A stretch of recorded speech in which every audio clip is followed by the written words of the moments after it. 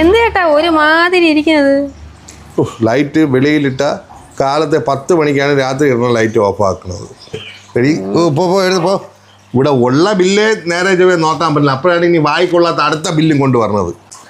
15,600 രൂപ.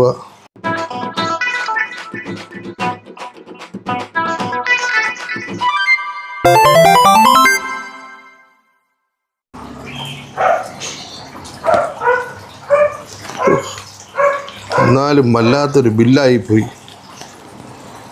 തെറ്റി എൻ്റെ പൊന്നെ. 15,600 രൂപ.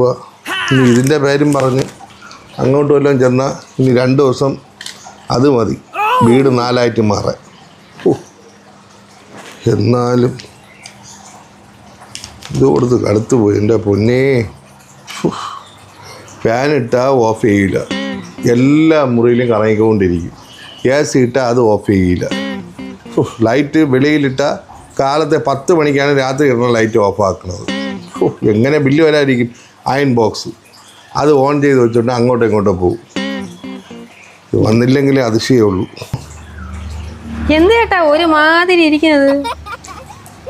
ഒന്നുമില്ലേ. പിന്നെ ചേട്ടാ, ഈ പൗരത്വ ഭേദഗതി ബില്ലെന്ന് പറഞ്ഞാൽ എന്താണ്? പൗരസമിതി ബില്ല്?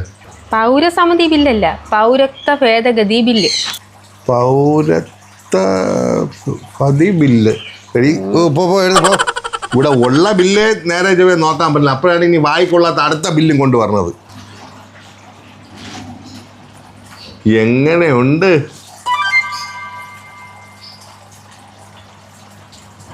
ഞങ്ങളുടെ പ്രോഗ്രാം ഇഷ്ടപ്പെടുകയാണെങ്കിൽ പ്രേക്ഷകരായ നിങ്ങൾ നൽകുന്ന ലൈക്കും കമൻറ്റും ഷെയറുമാണ് ഞങ്ങളുടെ മുന്നോട്ടുള്ള യാത്രയുടെ ഇന്ധനം.